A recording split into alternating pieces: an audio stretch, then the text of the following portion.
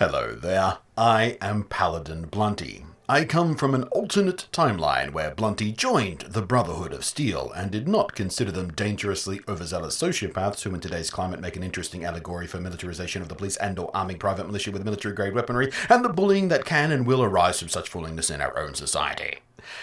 I'm visiting your timeline today for reasons of narrative convenience, and so Blunty can make a video wearing this stupid gimmicky plastic toy helmet he got with the most expensive edition of the game, Fallout 76, that he has, if he's honest with you, some remorse about paying too much for. By the way of segue, speaking of paying for things and buyer's remorse and stuff, this is a sponsored video wherein the gameplay you're watching is running on a Lenovo Legion T730 gaming PC, which, being both powerful, very well priced, and relying on a balance of style and performance instead of gimmicks, is far less likely to lead to buyer's remorse than this plastic helmet is. In here, running this game as you're seeing it, is an Intel i7 8700K 16GB of Corsair DDR4 RAM and an NVIDIA GTX 1060. And in the configuration I have here, a 512GB M.2 SSD system drive and two 2TB hard drives, one of which I'm using for game installs, the other I've got dedicated to gameplay recording using NVIDIA's built-in GeForce Experience recording features. It's a really nice setup for doing this kind of stuff, and the game runs great here. The i7 and 1060 combo punch is once again the sweet spot for ultra settings at 1080p gaming. The story stays true for Fallout 76. Now, with Fallout 76 at last fully released, and with my 25-ish hours of beta gameplay time informing my 15 hours of day one gameplay, yes, I spent that much time playing it yesterday, yes, I should have been doing other stuff, but hey, I was having fun. I'm here to render verdict on the launch day condition of the game. Not a proper and full review, really, but almost more like an in defense of, to cut through some of the hater noise out there, because as we all know, hater noise is much louder than people happily and contentedly just playing the game. If you're happy and contented playing the game, you don't tend to be screaming on forums, do you? And this can often make it seem like there's much more hate out there than love, which is just not true. It's almost never true. It's just that haters are loud, like tantruming 2-year-olds. That's not to say there aren't things to complain about in this game. So, first the bad, Bethesda has yet to address a few of their promised fixes and feature additions. Push to talk for the voice chat didn't make it in by launch, of course. Sigh. And I actually ran into slightly more bugginess on day one official release than I did on the most recent betas. I can put this down to a few day one wobbles with server-side stuff, perhaps, given the vastly increased server load and activity on a full launch, but it did include things like small parts of locations not loading in their higher res models and textures when I got up close, which was a bit wackadoo. And at one point I had to relog because some weird glitch seemed to stop time passing at my camp, so my resources like purified water and plants just stopped growing and generating materials. That was odd. We also haven't seen any increase in camp storage or camp build limits, both of which are frustratingly low, and the only thing in the game that is really hurting the experience for me, because I'm spending way too much time inventory managing, and that's just not fun for me. But overall, I'm still very much enjoying the game. The biggest, or at least loudest, complaints I'm hearing from people, some of which have clearly not even played the game, they're just the usual hater bait screechers. Every game gets them. But it starts with stuff like it's boring and it has no NPCs. It's just not true. There are NPCs. Of course there are. There's just no living human NPCs, at least yet. Because that's a thing that could change as well. With the discovery of other as-yet sealed vaults in the area, there's an opportunity for NPC humans to pour out of those with the free DLC content patches we'll be getting. But as it stands, there is NPCs in the form of robots and passive super mutant traders and such.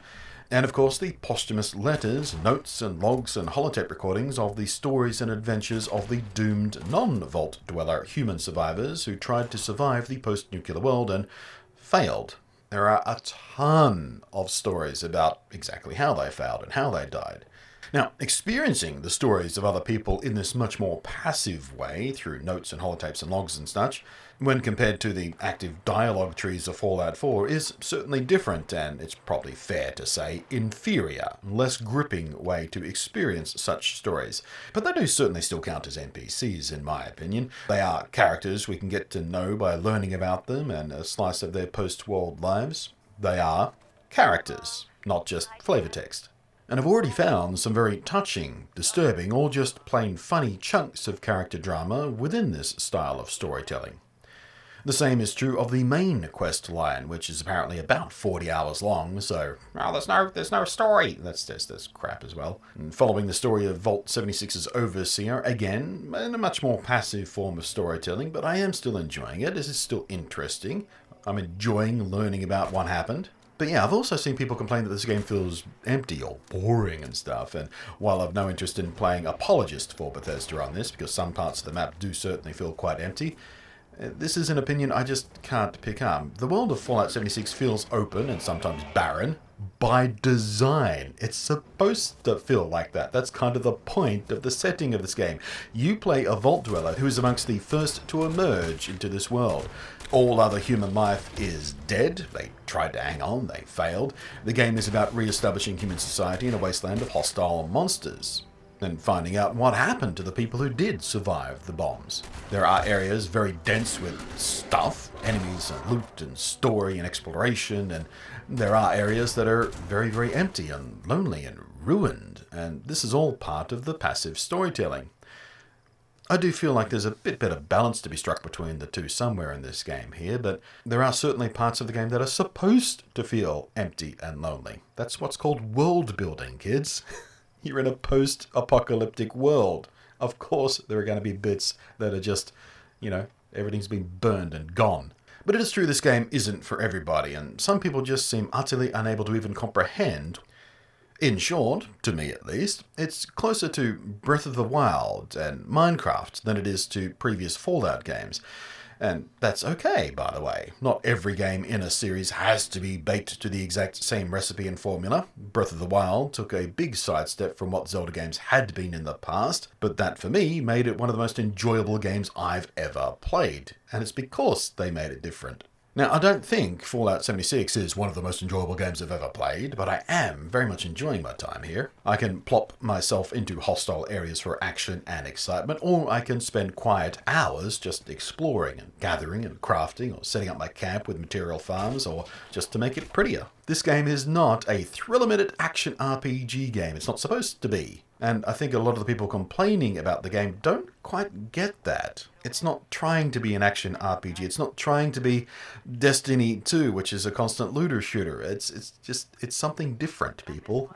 It's also not a traditional MMO. You can and will see other people. You can play solo, or you can group up for achieving joint goals and events and stuff, or team up properly into a group of 4 and share XP and certain perks and other bonuses. But you can also play solo and have many, many hours of time in the world without interacting with any other players at all, either by chance or by choice. And the game feels equally valid in both playstyles. Multiplayer is certainly very fun, and playing solo is certainly very engaging for me. I'm also enjoying the survival mechanics. They're really nicely balanced, so you're not constantly micromanaging your hunger, your thirst, your condition, your health, your radiation, but they make enough of a difference that you really do have to keep such things in mind, which adds a nice layer to the immersion without getting in the way of the immersion. That's a tricky balance to strike. And while I think they still need some tweaking, the various in-game protections against griefers, other players just trying to screw with and make your game time more annoying just for the lulz, because they are undiagnosed sociopaths who think making some stranger's day worse is funny. Well, despite my pre-release worry about this, it does seem to work. There are still ways people can and probably will mess with you, but for the most part, the anti-griefing stuff, both active, like the PvP slap system where both players must consent to fight before proper damage can be done to each other, and the more passive stuff like just being able to block people quickly, or even just server hopping to avoid them altogether. They can't follow you around unless they are already on your friends list, so it all seems fast and easy and effective. But in my experience so far, basically every other player I've met is either happy to be passive and just get on with their own thing in the game, or happy to have some company and assistance in clearing out an area of hostiles during the quest or event, and the emote system seems to be working quite well for communicating non-verbally these basic attitudes of hellos and thank yous and come over here and help me and stuff like that. So yeah, Fallout 76 is, well, it's classically Bethesda buggy still. I don't think we're ever going to see that change. Some of the bugs are quite funny and charming. Some of the bugs are quite annoying, and occasionally they'll force you to restart the game or something if you get stuck in some geometry or whatnot. But You know, it needs some quality of life patches, but by and large, I think what we've got here is the first open world light MMO, light RPG, survival, sandbox style game that I have really been actually enjoying. It suits what I wanted from such a game quite nicely. I can jump in for a few quick fetch quests, or a bit of combat action, or a bit of camp maintenance, or I can sink into it for hours upon hours upon hours of relatively passive or interesting exploration, or some looter-shooter grinding. Or, of course, some good old-fashioned questing. It doesn't do any part of itself better than anything else out there. There are better MMOs, there are better shooters, there's better survival games, there's better open-world sandboxes, but Fallout 76's combination of all these things has a lot of appeal to me. And while in some pretty classic Bethesda fashions it gets in its own path in some annoying ways, the rest is at least compelling enough to tolerate that Bethesda foolishness. I am genuinely looking forward to my time at it and seeing it grows with the ongoing content and having some of those quality of life patches we've been promised arrive, or just hoping and begging for. So thanks again to Lenovo, and once again, the T730's perfect match of the i7-8700K from Intel and the GTX 1060 from Nvidia proved to be a really nice sweet spot for high and ultra settings 1080p AAA gaming. And if you are after a good-to-go gaming rig, sponsored video or not, I am of the opinion you would be pretty foolish not to take a look at what Lenovo are doing with their new Lenovo Legion stuff. They're really striking a nice balance between power and price and functionality and style. And after my experiences with them in Beijing last month, they actually are listening to us, guys. They want to know what we want from our gaming rigs, and they are doing things about them. So it's all pretty exciting. Anyway, thanks for watching. I'll see you in the wasteland. I hope you give Fallout 76 a fair go on its own merits. Don't listen to the haters too much. Some of them have valid complaints. It's true, but some of them are just screeching children. For the sake of being screeching children. Because they don't know how to interact with the world in any other way, perhaps. I am Blunty, and I'll catch you next time.